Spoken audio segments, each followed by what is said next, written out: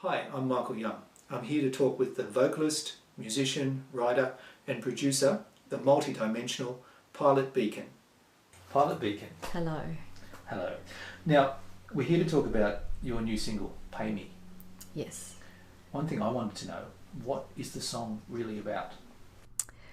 Right. Well, musically, it was just something I was working on with some new software that I'd got. And in trying to think of, what I wanted to do with it lyrically, I drew on half a personal experience and half something that I had seen on the internet, probably sort of in the lead up couple of weeks prior to recording the song. And then from there, it sort of branched out into being more about a general issue of payment, money, reward, the importance we place on it, whether that's actually in the music industry or in any other facet of our lives, whether it's to do with work, etc. So for me, it's an attempt to bring something to the forward that, with the lyrics of the song, what's being said predominantly is there's all different ways that you can pay me. Just pay me. And the way that I've put it forward in the song is that it's actually not even me saying that. What I've done is I've used it as a sort of a platform as observation of things that I've seen and personal experiences and how I relate to them. So that's sort of how it came about. Now, in terms of the things that I had seen on the internet and sort of, going back even further over the last few years or so, this sort of all came together. In the music industry, there's been a discussion and a debate and an argument and even a war for a long time about artists not being paid fairly in their opinion, in the opinion of their record labels, managers, etc. And this debate didn't really come up until the advent of the internet and artists feeling that their work on the internet was being downloaded for free and therefore they weren't selling as many records, and which is a fair call. But more recently, the issue to do with streaming sites, and we have a scenario where there are a lot of artists who either pull their entire catalogues from streaming sites such as Spotify because they don't feel that they're being fairly compensated for their work. We also have independent artists who are actually using these streaming sites as a way of trying to promote their records, and they're quite happy to do that. Even though they don't get paid for the streaming, they still get to sell their records online.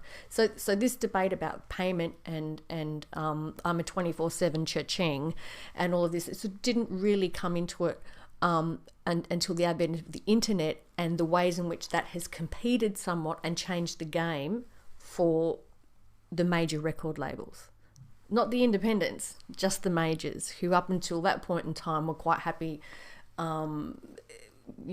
with publishing royalties off high rotation commercial radio airplay and selling records in shops. So since everything became digitalized, there's this argument occurring. So I sort of wanted to put it out there that for a musician or an artist or a writer to put something out there and make it available for the public, whether that's an independent artist, whether it's an artist who's signed to a major label, there's an overall question that needs to be asked before we even do that. Why are we doing it? Are we doing it for the money? Are we doing it because we love it?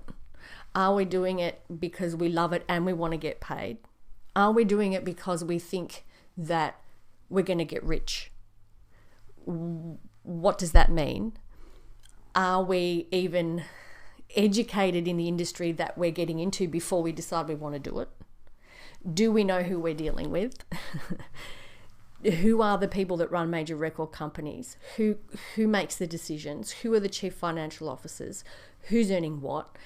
Whose percentage split is fair and whose isn't? why is all of this happening? How did it all get to be about money? To the point where at the end of the day, we have major artists coming out publicly and shaming streaming sites for sharing music with others as a form of promotion, which they actually ask them to do, by the way. They're quite happy for them to put their music up there 1 minute and then they take it down the next because they don't feel that they've been paid properly. I was actually on Twitter, and I had opened a new Twitter account because I hadn't been on Twitter for a very long time, and I went in there with a deliberate intention to follow almost every major record label in the world, Western world at least, and most major artists. And I wanted to see what was going on. I wanted to see how things were being run. I wanted to see what the mindset was like, because I'd not dabbled in the commercial industry for a long time. I mean, I've never actually been technically part of it. I've never been signed to a major label. But something was sort of telling me, go and check this out, see what's happening. There are major artists that I enjoy and that I follow, and so it was kind of neat seeing tweets from them come through and whatnot. So it was enjoyable as well. But out of the blue one day, Taylor Swift releases her album 1989, I think it's called, and sells over 1 million units within the first week. And within the first week, toward the end of that first week, starts complaining because Spotify, she didn't feel that they were paying her enough.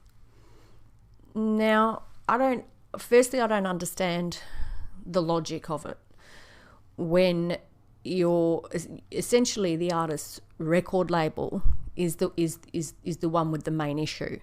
And I had seen an article that may have been taken down or quickly changed for a more suitable cover story, but I'd seen an article in which it was suspected that the label managers, the label owners, wanted to sell the label after the first week because obviously its value had increased, and they wanted to clean up some loose ends, so pull Taylor's catalogue off Spotify. Now, I actually sent them quite a few tweets on Twitter, and you never know, it's worth a shot. You don't know if something's going to be read by them or not. Maybe it is, maybe it isn't. But I tried to make a point of saying, so really it's just about the money for you, isn't it? That's it. Is she just your cash cow? Because that's what you've basically told everybody. And then, within a few days, Taylor then was sort of being propped up to make an announcement. Oh no, it's because I think I should be paid fairly for my work, and even though I'm very grateful for all the money that I already have, I still think it should be yada yada yada, with no real consideration as to how that affects every other artist in the industry and independent artists. And despite the fact that she was actually getting paid, she just wasn't getting as paid as much as she felt she should. How do we judge how much someone is supposed to be getting paid when they've just sold over 1 million units in the first week and they've really got nothing to sneeze at? That's kind of what fired me up enough to sort of be quite blunt and forward with the lyrics. At the same time, I do empathise with the feeling of not receiving either fair payment for something, just generally speaking, or you do work and you want to be paid for it, you want to be appreciated, you want to be seen to be, you want to feel acknowledged for what you do. What I don't understand is in the major labels in the commercial music industry, why there is so much emphasis on reward, whether it's financial reward, fame, lavish lifestyles, which is nothing necessarily wrong with that, but the emphasis is all about reward and not so much on the music. It's all about, look how many we sold, look how much money we're making, look how expensive my Gucci whatever is, look at me on the red carpet, look. I don't understand what it all is supposed to mean if the quality of the music that's coming out doesn't match it. These are big asks that major record labels are demanding of the internet, when the quality of product they're putting out is not really in a position to be making demands on a digital platform that independent artists had been previously enjoying using before major labels came along and said, well, we're not happy just selling records in shops, and we're not happy just sort of having our publishing arms and making millions of dollars on high rotation airplay for our commercial artists. We want to play on the internet too. And while we're here, we're going to tell you what to do. So this was sort of, to cut a long story short, although it hasn't been very short so far, the whole thing is about that. I can't necessarily say, it's just about Taylor Swift, or it's just about me feeling like I didn't get paid right for something, or it's just about empathizing with so-and-so. It's about the whole thing. It's about the whole thing. And essentially it's about putting the artist forward in the lyric and saying, it's representing that artist in terms of saying, they're up front and saying, I'm a 24/7 cha-ching. Just, pay me. And then I have variations on that lyric. I don't care how you pay me. Pay me with love and affection. Pay me with this, pay me with that. But it still all gets down to the core issue. Why do we want to be paid for something that we apparently love doing? Some people might say, well, that's easy. Everyone should get paid for what they do. I'm not saying we shouldn't. I'm asking the question, why? What is it that makes us, as artists, want to amass more wealth than we need, for example? If we're an independent artist and we're trying to generate an income from the music that we make, that question can be easily answered. Well, we want to be paid because we have to pay the overheads of the little studio that we're running, or our rent, or our this or that. That makes sense. But when you have a well-established commercial artist like Taylor Swift demanding to be paid more than what she's already being paid, I can't swallow it. I can't wear it. So that's it. That's what the song's about. So someone sells 1 million units. What does that mean, and where does that money go to? Well, look, essentially it's the same as any business. There's a certain amount of profit that comes in, and people have to be paid. Everyone that's worked on the record has to be paid. The distributors have to be paid. It's all the overheads have to be covered. Now, what we're really looking at is who's profiting what once all the bills have been paid. And what I sort of thought about when I was watching these articles fly around on Twitter about streaming sites, and Taylor and a few other people were jumping on the bandwagon, what I was thinking about was, hang on, why are these artists blaming the streaming sites for not paying them properly instead of their record label? What is the nature of their contract? Why are they paying a percentage to publishers, money which increases exponentially the bigger you get as an artist? Why are they paying an exponential amount of money to publishers who are essentially doing an administration job? It's an office job. Now, the publishers will turn around to you and say, oh, well, it's because, we can get this person's music on a movie soundtrack, or we can hook them up with so-and-so, or we collect the royalties from radio, and, it's a big job. Fine. Then ask for a big salary, but don't ask for a percentage, because what if that artist sells 6 million copies? And you now saying that for doing exactly the same job, you should get paid more? I don't think so. And funnily enough, I was on Facebook the other day and I saw a quote come through from John Lennon. He said, music is everybody's. It's only publishers who think they own it. Now, that was John Lennon. And people can turn around and say, oh, well, the Beatles were some of the biggest capitalists, in the music industry ever. Okay. People bought their records. Okay.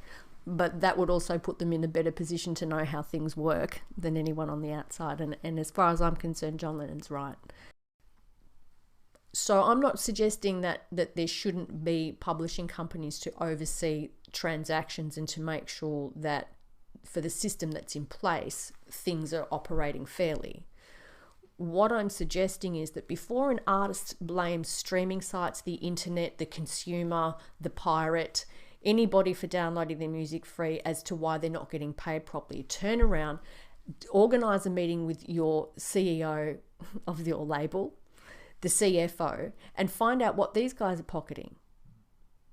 Find out where the money's actually going. Find out how much each hooker actually costs, because they would be the people that I'd be asking first to turn to your publishing contract and have a look at the percentage split and ask yourself as an artist, why is it that you deserve to be paid for what I've created as an artist, when firstly, you didn't have a hand in creating it, and secondly, you're not just happy with a flat rate.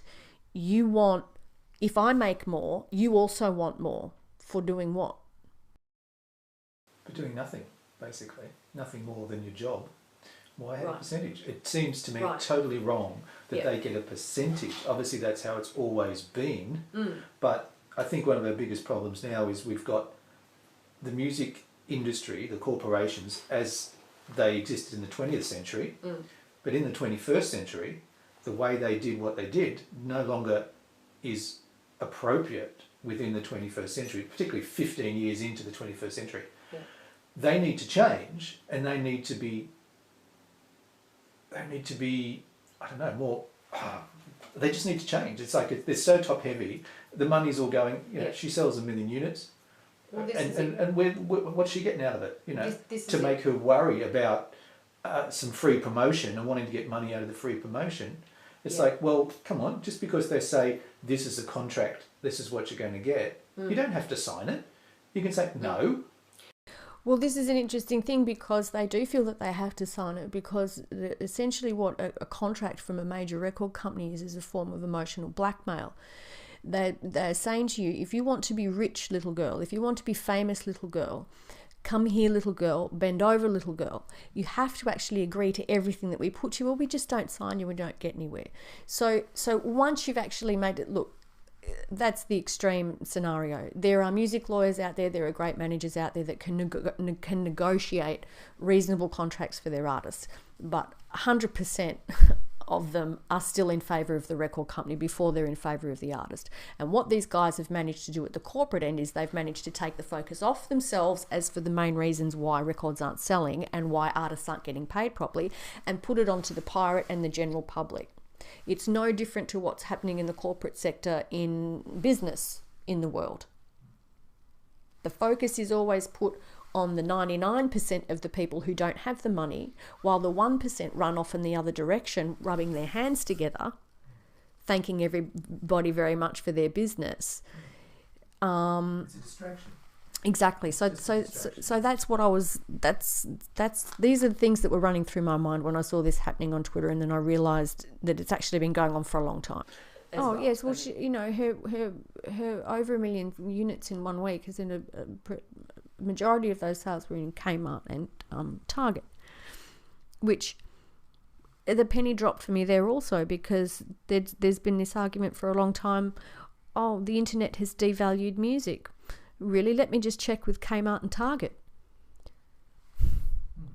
And they can say, well, but we're selling things at a reasonable price. Yeah, it's kind of about the whole marketing idea. Kmart and Target, I love Kmart and Target. I'll go to Kmart and Target and buy whatever I want from Kmart and Target. But if you're talking about devaluing a product, these stores are renowned for cheap prices. They're not boutique stores. So when we're looking at the devaluing of a product or an artist, the minute you go into Target and Kmart, well, you're just another packet of toothpaste on the shelf. In fact, it was Ellen DeGeneres who made a tweet saying, "Oh, I love being able to go to Kmart and get my favorite album and toothpaste at the same time." So when I hear things like that coming out of the mouths of people like Ellen DeGeneres, and she's saying it as a joke, and I sit back and laugh, not because it's funny, but because of the irony of an industry, the corporate end of an industry, blaming the internet for devaluing money, when, as far as I can see, they've done it a long time before that. They've done it a long time before that, and they were devaluing artists a long time before music itself was devalued, simply through percentage splits and, you know, making them work like dogs. So these antiquated record companies decide who they'll sign and who they won't. They're kind of deciding what music we're going to listen to, and they're making these decisions on God knows what rules or whatever thinking. But there's so much great music out there which we access from the internet, which we can hear as a free sample, as a promotion tool on the internet, that may never get signed to a record company. I think the biggest losers in all this process, by a few corporations having a stranglehold on what the public get to hear and get to be able to buy, means that the real losers are the listener, the common person, who could be hearing all this wonderful music such as yours. It could be in all these places. Millions of people could be hearing it and loving it, and it speaks to them, but they're not, because of the record company. Definitely. Because I think what's actually happened with the corporatization of the industry, and, you know, just straight up, in many respects, this is not a new conversation. People have been talking about this for a very long time. But the reason that I'm bringing it up is because it's still happening. It's not like everyone jumped ship and went, let's just all be independent artists and we've all lived happily ever after. No, we're actually sort of having to compete with major labels on the internet, which is kind of like our turf.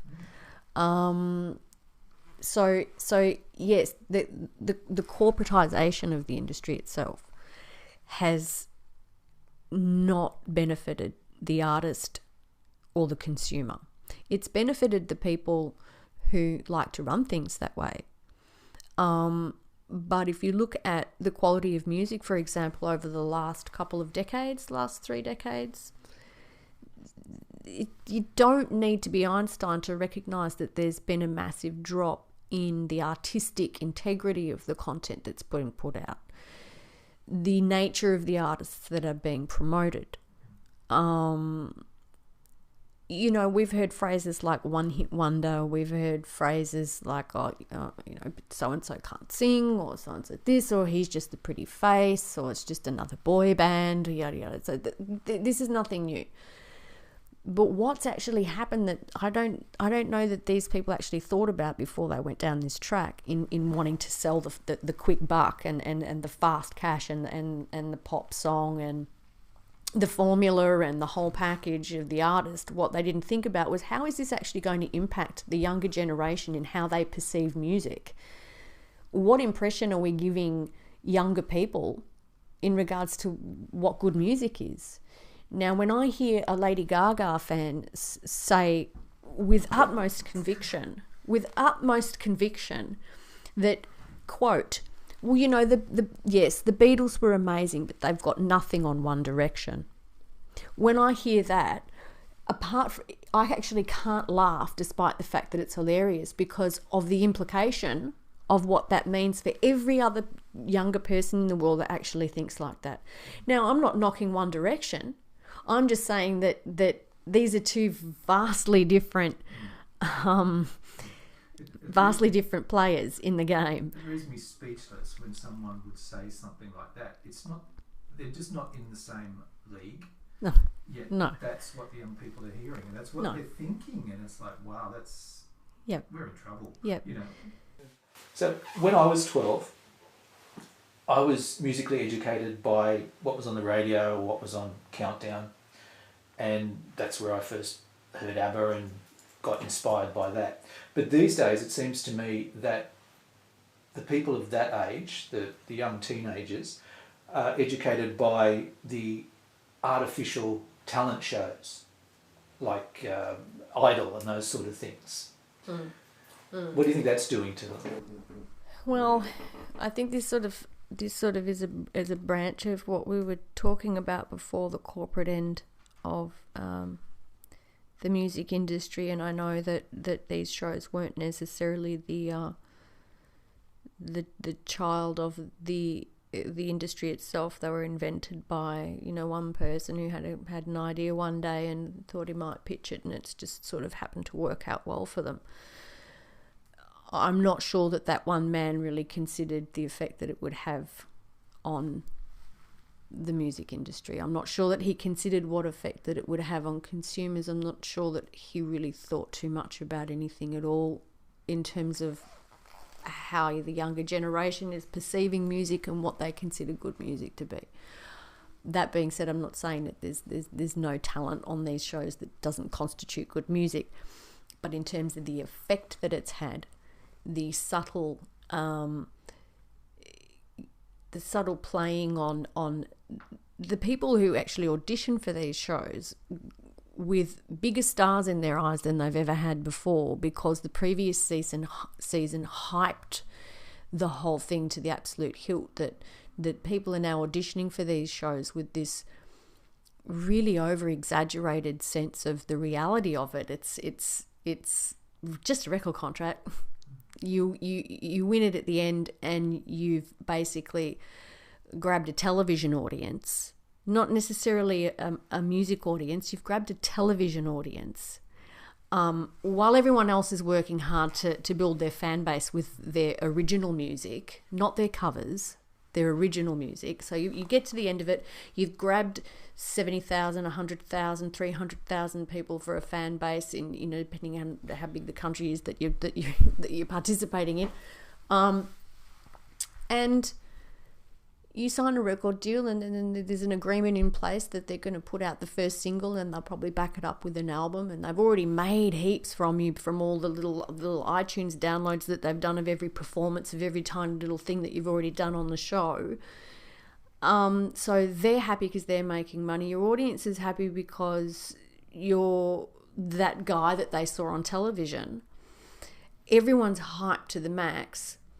Your single goes okay for a while. Your album might even sell, and then what? I can't actually think of one artist that's gotten past that phase. Absolutely. In Australia, I think Guy Sebastian has done very well to keep releasing product and to keep being a credible. Like, he's actually a great vocalist. But who else? He can't even crack the States market. So what's the point? Exactly. There are a lot of people out there that will tell you, well, why are you knocking these people? They've done really well for themselves. Who said? In what context are you suggesting that they've done well for themselves when they have to struggle as hard as the independent artist to sell a record, and they're signed to a major company? Once the hype dies down from the series that they've participated in, they're in the same boat as they were before they started, and they have to keep working and keep proving that they're offering something that people might like. I don't know. I grew up in an era where a superstar was someone who was known all over the world, not just someone who was known in Ballarat, not just someone who's known in Sydney, not just someone who's known nationally, but someone who's known all over the world. And the reason that I'm talking about this is because there are artists who go onto these shows thinking that they can become world famous. Not a single one has. Nobody's actually gotten any further than selling to their own country and perhaps a few others. It's just not going to happen. The other thing is they're offered a recording deal. Getting back to the how these shows have affected people's perception of what music is and what the music industry is about. Firstly, a talent show on television, that's the television business. That's not the music business. It's the television business. And when you try and combine the two, what ends up happening is you get a very localized version of music. You don't get the international version of music. You get a very TV version of music. And when that TV version of music is afforded automatically by virtue of the fact that they win a contest, the number one spot on the charts, bam, localized content. It's not Grammy award winning stuff here. Number one, what is that telling people? What is that actually saying to the 12-year-old, the 13-year-old, the 14-year-old about what music is? Is it the artist and the song that wins a talent contest and gets the right promotion from their record label? Is that what music is? I don't think so. So, you know, I know a lot of people who actually don't have a lot of respect for the TV talent show contest, not least of all because of the way that they're actually put forward, the reality show aspect of it, the emphasis on the judges, with all due respect. The sideline producers making the decisions and making it look like it's the judges. You know, there's all these stories floating around about how these things are put together and how they might be rigged, etc. It's just entertainment, really, at the end of the day. All it is we end up with an artist who's got a number one that 20 years ago somebody actually had to work seriously hard to get because they wrote their own material, not just sing covers. You know, there are people who sing covers 4 nights a week in bands all over the country, all over America, all over Europe, all the time. And guaranteed, there's probably at least 50% of them are fantastic. Where's their number one? Do they have to go on television to get it? So basically what you're saying is you want a number one record, go on TV. What is that about? You want a number one record, write a song. Get your band together. That's how it used to be. And I don't actually think it's good enough for someone to turn around and say, well, you know, times have changed. This is the way things are now. Well, unfortunately, yeah. Unfortunately. So that one man that had an idea for a show, I don't think he thought too far down the track in terms of how this was going to affect the industry as a whole. The word I think of is exploitation. Yeah. Because I think that the show just exploits the people and their talent, making money out of the downloads for each time they perform and whatever, and then they get to the end, and if they win, it's an album of covers that is rush released. Yep. So it's probably not the best recording they could have done. And then you wait 6 months, 12 months for their own album, their own type of music to come out, and almost 99% of the time it doesn't work because the people weren't voting for that artist and their music and their writing and their talent. They were voting for what was presented on the screen in that week, 1 week, and that's it. Well, I recently heard a number one sung by a 14-year-old girl with the passion of a brick, with the sincerity of a brick. It was almost as though the song was just sort of put in front of her. Here are the lyrics. Don't even really think about it. Just do what you do, sweetheart. And so she got up there and she did what she did, and she delivered a song that's very well, you know, overproduced and polished and sounds like everything else on the radio, and it's got that big chorus, but she doesn't mean it. She's 14. She doesn't mean it. Nobody knows the difference anymore. This is the point that I'm saying. You can get the artist up there who doesn't mean it, who's using auto-tune nonetheless, and then put another artist next to them who's being sincere. And there's kids out here today that won't be able to tell the difference. They just think it's all the same thing. So you had a conversation, a discussion with a producer in America called T-Pain, and discussed some of the auto-tune things. What was that all about? Well, again, there I was on Twitter, wasting time, probably, and I saw T-Pain. T-Pain is actually a sort of fairly well-renowned producer in the States. I think he has over 1 million followers on Twitter and is highly respected by a lot of people. So straight up, this is not an attempt to disrespect T-Pain in any way, because he's a professional at what he does. He's actually known as the master of auto-tune, which I thought is kind of an ironic title, because it's sort of like saying I'm the master at delivering fake Rolexes. I understand the place of auto-tune for artistic effect, but I don't understand the place of auto-tune as a substitute for legitimate talent. What actually happened was I saw him made a tweet. He said he was looking forward to bringing the real music back. And I said, fantastic. I said, as a consumer, I like to hear my music not auto-tuned, because to me, real music is real. Real singing is real. Let's ask Aretha Franklin. Let's ask Whitney Houston. Shit, even Madonna was able to get up there and cut a record without auto-tune back in the 80s. So that to me is if someone's going to be singing, let them enter a studio, nail it, call it a song, and leave it alone. Don't pitch shift it. Don't put auto-tune on it and make them sound like they can sing when they can't. When for 30, 40, 50 years people have been working hard to become good vocalists. So anyway, after I made this comment to him, I came back a couple hours later and I noticed I had 15 messages from T-Pain. I imagine that I must have hit a nerve.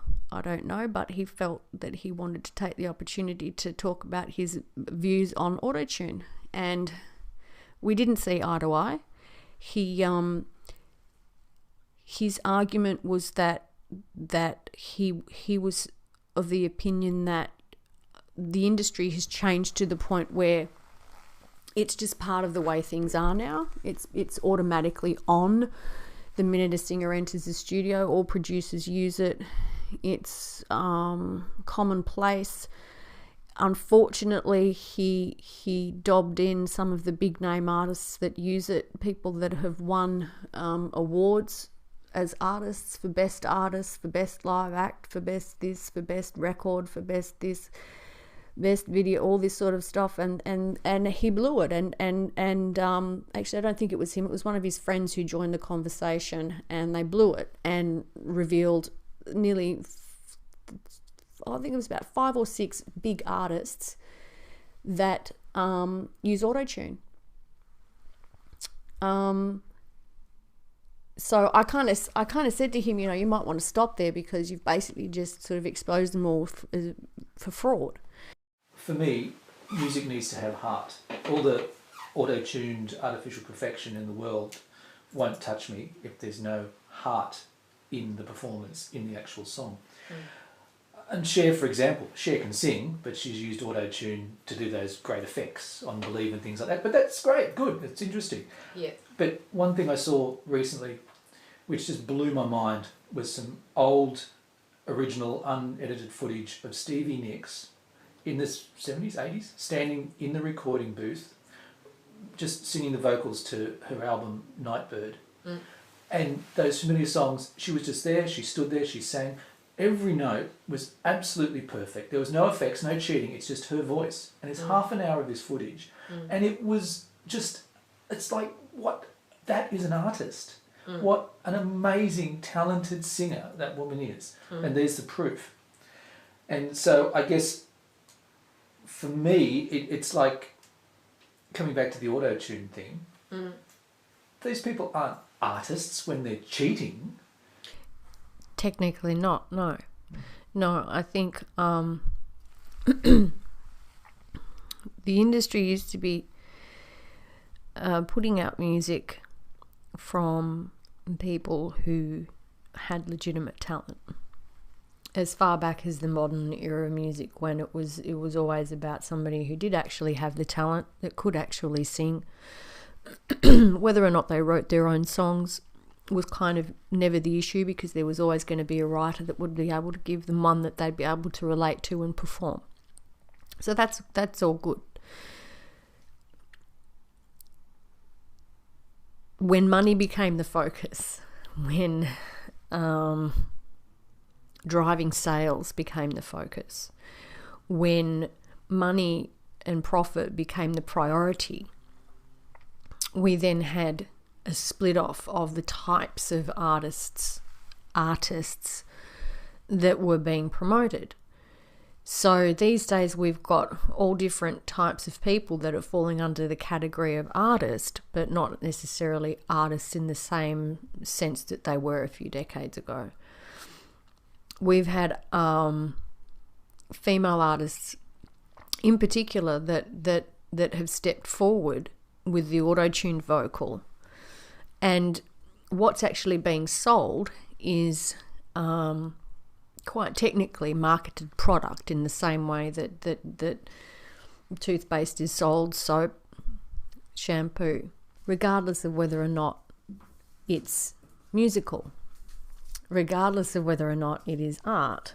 This has now become the business where we've still got some legitimate artists out there in the commercial scene, but the influx of non-credible artists has risen purely because the focus has been placed on profit by the major record labels. The only people promoting the one-hit wonder and the fast sell are the major labels.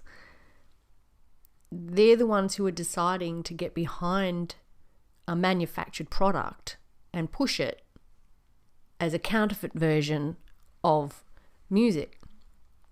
Sadly, a lot of people are now accepting that as legitimate content. It's pseudo music. It's fake. It's artificial music. That's right. It's back to and Stevie Nicks again. That if anyone's heard her track, I'm sure they have. I Can't Wait. Okay, that huge hit. I Can't Wait. That vocal was done once only in one take. Yep. Now, someone go and listen to that. That's an artist. One take, no more takes. Yep. She couldn't even do it live because she was never able to redo it that way. But that's amazing. That's talent. That's an artist. And if you can't do it in one take in the studio, why should you be an artist? Yeah. Well, this is it. With the music that I've made and the recording that I've done, I've never used auto-tune. I rarely even use a vocal effect, sparingly. Sometimes I'll use an effect just because it sort of creates more of an atmosphere for the song. It slots the vocal into the bed of the music with a little bit more context than if I just left it dry. As a result, I was able to actually improve the precision of my singing by eliminating technology from the equation. It forces a singer to deliver. That being said, there are times when I'll have to go back and redo something, redo it, and then maybe the third time I'll get it exactly the way that I want it. My question to the auto-tune freaks is, why are you not prepared to get it right? Why are you not prepared to put in the effort it takes to actually get it right? It doesn't matter if you get it right in one take. It doesn't matter if you get it right in 10, 20, 30. As long as you can at least get it right. Because otherwise you're just lying to the rest of us. And, this then becomes more of a philosophical question, really. What are our values? Why is it that music is probably the main industry that is supposed to be of artistic content that has been exploited to the point where it is now the majority of it commercial content, product, and falsity? So these days, is it music or is it porn? Well, right. Obviously, there's female artists in the top 10 in the States that aren't soliciting sex to the public as much as there are artists who are. And the old saying, sex sells, it really just gets back to that. There seems to be a desperate grab being made to apply every tired method to selling records, none of which hold any essential integrity in their motive. There's one artist in particular who I read an article about recently where she said that she realized that she got a lot of hate. Her lyrics are especially sexual and downright pornographic. And she was saying how she realized she gets a lot of hate, but she doesn't let it bother her because she has 3 fragrances now. Okay, this is a now to the 9-year-old girl. Okay, I can understand that in an innocent sort of way is something that every person, you know, every young girl would love to grow up and have 3 fragrances, and this, you know, the emphasis on childlike mentality to responsibility in the public eye. Now, if your biggest desire is to have 3 fragrances, well, why didn't you just go into the fragrance industry? What does music have to do with perfumes? Just because some smart marketing guy somewhere along the line said, oh, you should do what Elizabeth Taylor did and put out your own fragrance, because that's merchandise and we can make money from that too, even though it's got nothing to do with music. So, you know, there's a lot of labels specifically in the States, and not to make too much of a generalization, but I think it can safely be said that the hip hop rap industry for women is particularly strong in the sexual contents that's promoted, with very little regard for the audience. What's the point of it? What's actually being said? Well, not much really. That whole genre was already covered far better in the late 70s, early 80s, and through the 90s with Prince. Now, if you're going to sing about sex, at least give it a double meaning. At least let the lyrics have some innuendo. At least let there be some poetry. If, however, you want to solicit porn, then go right ahead and put it out there as blunt as you like, as if the listener is actually watching a porn movie with their ears and these words are coming out of your mouth. Go be a porn star. Go be a porn star.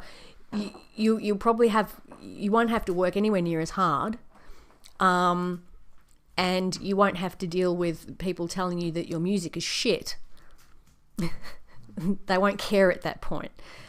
So I have very strong feelings about that. I'm not saying that there should not be sexual content in music. Music is open to there being any type of content in it, but I think it says a lot about the artist and a lot about the labels that promote it as to what kind of content they promote.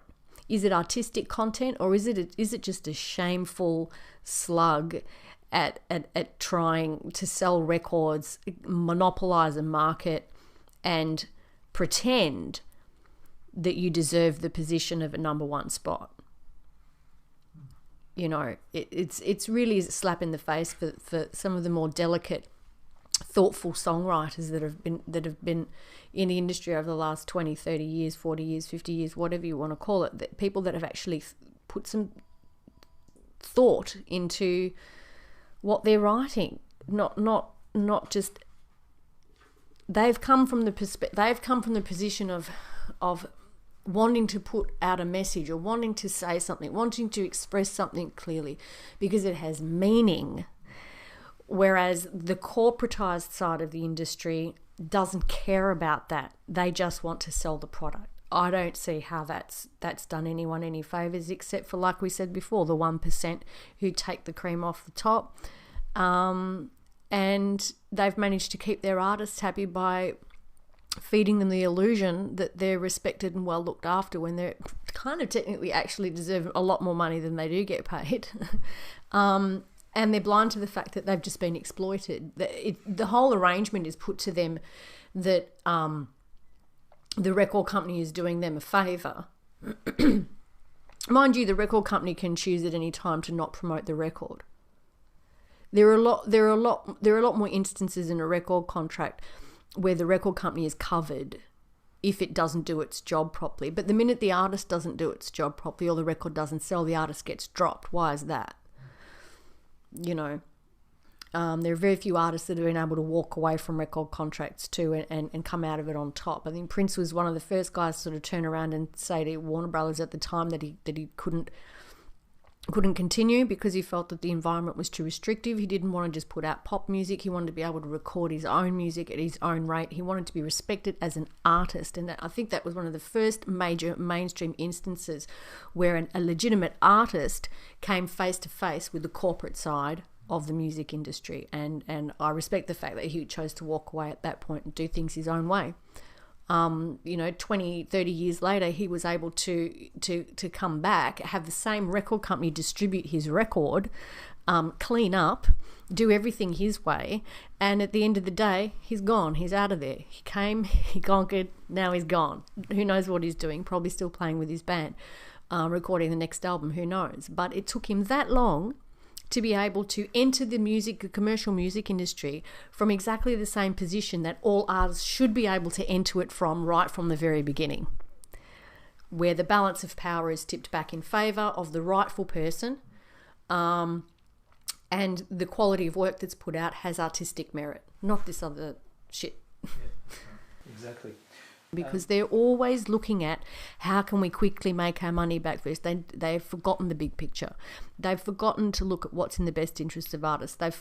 They no longer can. This is the trap that is more obvious now than it's ever been. That when the money is the focus, the long-term benefits come secondary. And at the end of the day, everyone suffers. At the end of the day, we have record companies who are complaining because they're not selling as much records because they think it's because of the internet. Well, no, it's actually because most of your artists are shit. People are sick of buying the crap. They actually don't want it. The only audience these people can rely on is the teenagers who go for the boy bands and whoever's hot next from the US. That's it. There's no longevity anymore. Most of the artists that have been in the top 10 in the States in the last year or so, and take it back 10 years, very few of them have had long careers. Very few of the ones that have actually reached the top 5 have gone on to have lengthy careers. Because the whole premise of them being in the top 5 or the top 10 has been because it's manufactured product. So I don't know how they think it's going to work out for them if they're not looking after their artists properly, and if they're actually obtuse enough to suggest that every artist should be happy to have a major record deal. There's plenty who would disagree with that, and there's plenty of evidence to support their decision to never sign to a major record label. So what are the solutions? Well, I think it would probably be a grand statement to sort of suggest that we wave a magic wand and endow everyone with a higher sense of ethic when it comes to the creation of music. I don't think that's going to happen overnight because there are millions and millions of people that have been conditioned to revere the desire for fame and excessive wealth as something to aim for. And I'm not saying that it's not something to aim for. I'm just obvious, as we've pointed out, that is something that's obviously getting in the way of artists and songwriters making conscious decisions about who they want to sign to, whether or not their contract is fair, etc., etc., etc., who the record companies promote. Overall, everyone needs to be making more conscious decisions. Now, the difficulty in that is, as is the same in the corporate sector in the business world, you can appeal to the money crunchers and the money makers and the people who run things as much as you like to sort of suggest to them, can we just be reasonable about this? Can we just have a bit more of a think about the fact that I'm coming to you as an artist, and that without me you don't make any money. And artists have presented this argument to major labels since they started, and it worked okay in the beginning, now not so much. The chances of them being responsive to that, I honestly believe that it is very slim. They too are conditioned to perform in a certain way. They have accountants and chief financial officers that are employed to do a particular kind of job, and they have to meet budget. And, where there's expenses going out, they have to make sure there's profits coming in. So their whole mentality is geared toward making sure they balance the books and come out in the black with profit. So this has sort of been the never-ending argument in the industry. Can music and money coexist? Can art and money coexist? Well, obviously they can, but when the people who have all the power are the ones who are in charge of making sure they make money, it's a lot more difficult to speak to these people. We're not going to get very far if we try and get the people in power to change their minds miraculously overnight when they're so used to doing things in a particular sort of way, and it's apparently working for them. The only other recourse is for artists themselves to take their own power back and to realise that there are many avenues that they can express themselves through. They don't necessarily need to sign with a major. This is not new. There are plenty of independent artists out there, and plenty of them have been quite successful. And you need to look at Sia, number one in the States. It took her 20 years, and they had to team her up, put her out there with other well-known people for her to sort of get that spot.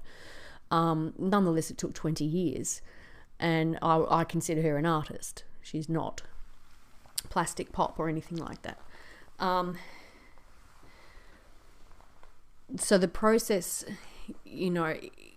as far as my thinking goes, for that power to be regained is I think songwriters themselves are probably the point of absolute power in the music industry. Jim Keys, the lead singer from Masters Apprentices, passed away earlier this year. God rest his soul. He once said to me in a touring van, he was giving me advice, and he said quietly, and it was almost as if he didn't really want anyone else to hear him say it, but so I felt like I was getting some sort of super secret information. He said, no matter what you do, always remember that the songwriter sits at the very top of the pyramid. The songwriter sits at the top of the pyramid. He said, that's all I'm going to say, because if that's all you need to remember, you will remember it when it's time to remember it. And I don't think that truer words have ever been spoken. It's not new information. There are plenty of people who think along those lines. But in terms of what the solutions are, if by that logic the songwriter sits at the top of the pyramid, then it is within the songwriter's power to change the industry. Songwriters can start making more conscious decisions about who they sign with as a publishing company. What are you in it for? Are they in it for the money? If you're in it for the money, well, maybe that's something we need to look at. And how does that affect the decisions you make, your business decisions in who you team up with?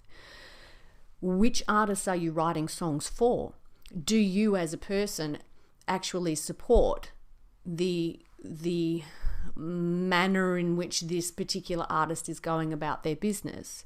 If you don't submit your songs to them. Don't let your publishing company submit your songs to them. Better still, you probably don't even need to have a publishing company. There are any number of ways now with modern technology that a songwriter can pitch their own music to people. If you want your music to go on a movie soundtrack and all this, that's a different scenario. And we already covered the publishing aspect, that there is a place for it in terms of placements and royalty collection and whatnot. But if the songwriter can start making more conscious decisions about everything that we've discussed, then I think we've got a good chance of injecting some actual art back into the commercial music industry and having it sell. Now, the major labels are renowned for suggesting to actual artists, that's great, mate, but we can't sell it. What do you mean you can't? What do you mean you can't sell it? You have a marketing department, right? Well, yeah, but it's going to be difficult for us to sell it. Okay, so it's not that you can't sell it. You're just not prepared to put in the work that it takes and the smarts that it takes to sell it. No one's denying that marketing is not part of art, in terms of that other end of it, where you need to be pitching it to the public and you want to get it out there and you want to present it to them in a way that is something that they can either relate to, or something that's kind of really out there that's going to grab their attention. There's an intelligence behind marketing that I respect, especially if the product that's being marketed is something that's good for people. Then it needs to be marketed in such a way that makes it accessible for them. In regards to how the TV talent shows have affected the industry, I think the bulk of the problem, I'm not suggesting that nobody should audition for these shows, as much as I'd prefer that in many ways they didn't exist. But for as long as they do, I think it's important for anyone who auditions for these shows, especially younger people whose parents are kind of very supportive and wanting to see their kids do well.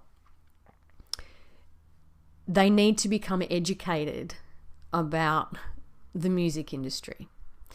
They need to have access to information. I honestly think that the television shows themselves, or their managers, or whoever it is that they're dealing with, the producers, they should be giving these people a thorough insight into what the prize actually is. Because if the prize is a major recording deal, what does that entail? Do they actually really know? Are they aware that that initial advance of money that they get is actually not theirs, never will be theirs? It's no different to a bank loan. And the minute that money doesn't get paid back, and that they don't sell, it's over. They need to understand that the music industry offers people much more, that both artists and the consumers, it offers people much more than just mere entertainment or just an opportunity to sort of exploit an art form for money and fame. The list is endless of the number of artists that have entered the industry with stars in their eyes, thinking it's the most absolute ultimate wonderful thing if they could just get a number one, or even have an album out, or get on the radio, or be in the charts. And the ones that have succeeded beyond their wildest imagination, you very quickly discover, just by observing their lives over a period of 3 to 5 years, that with that sudden influx of fame and wealth, and the pressures associated with that, it's not very long before they're on Xanax. It's how many artists have we known that have actually been legitimate artists that have died? The music industry has actually killed them through negligence, through the con, through having them believe that just because they're the ones out front getting all the attention, that they're the ones who are getting all the, who are in the most desired position. That's not a desirable position. You can ask any single one of these artists that are still alive today whether or not they feel that their life is easy, and they will all tell you no. It doesn't actually matter how much money I've made. I still have to deal with this, and this. I have to deal with hate in the press. I have to deal with people posting horrible pictures of me on the internet. I have to always be prepared that my next record is going to be a flop. There's all these pressures that mount for these artists that they're not aware of when they get into the industry. Major record labels, in my opinion, they should have psychotherapy arm. There should be some sort of holistic healing arm, or whatever type of healing therapy or counselling or whatever it is that you want to apply to the situation. Maybe it could be something that the artists is part of their contract, that they have to engage in that as part of their contract. But there needs to be something in place where they are mentally and emotionally protected from the reality of the industry. that they are given the tools to be able to cope with the fame. I think that that is also a really important part of artists getting their power back, so that they can stay centered, so that they don't get caught up in the hype and everyone's saying, yeah, man, this is great, man. Yeah, you just sold 1 million units, man. Yeah, even though it's shit, and become blinded. And then when they hit a wall, suddenly it's Xanax, alcohol, drugs. They're the next laughing stock. They're committing traffic violations. They're put in a courtroom. They're mocked and laughed at. They're persecuted by the press. And I'm pretty sure that this isn't put to them when they stand in the line for the audition for Idol or The Voice. They're kind of vaguely aware that this can happen, but I don't think they really understand the implications. So to me, there needs to be education. The parents need to be educated. The songwriters need to make more conscious choices, and artists themselves need to really sort of maybe sit back and ask themselves, is what I'm doing art? Okay, how do we define art? Isn't that a bit sort of a purist question? What is this, an elitist question? It's all art. Well, kind of, but at least make the effort to aim to achieve a quality of content that is something that you can really feel proud of, not just in terms of the finished product and how much it was auto-tuned and the production. Don't let producers fool you into believing that your overproduced record is top notch. Go back and listen to Quincy Jones. Go back and listen to Daniel Lanois, even Mark Ronson, who produced and wrote with Amy Winehouse. I mean, there are people out there, and there is music out there that can show you the difference between good production and overproduction. So to me, it's about being as educated as you can, not being afraid to say no. Don't feel like you're not going to achieve success just because you knock back a recording contract that's not in your best interests. That's not to say you can't jump in and play the game. By all means, go for it. But at least be prepared to accept the fact that at some point you'll get to a fork in the road and you'll have to make a decision. Which way am I going to go?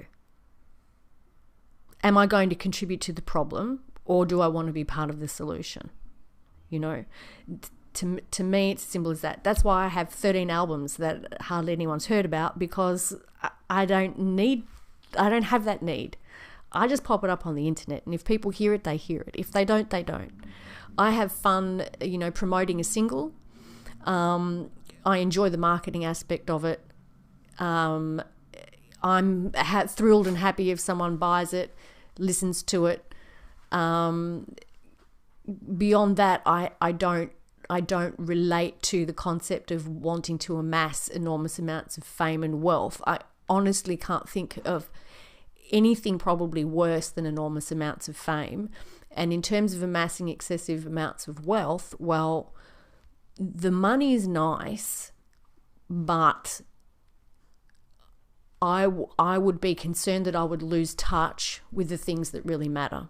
And I would start to be thinking in a completely different way in my life that was based on having as much money as I could possibly want. There are, artists can say, well, if I got that much money, I'd use it to change the world, and I would donate it to charities, and I would try and do good with it, and I would open up an institute to teach kids this, and I would help the poor and all this sort of stuff. Go for it. Go for it if that's what you really want to do. But don't let it be blood money. Don't let it be money that you've made off the back of sacrificing your integrity as an artist and as a person. Don't let it be money that you've been bribed into making through a dodgy record deal.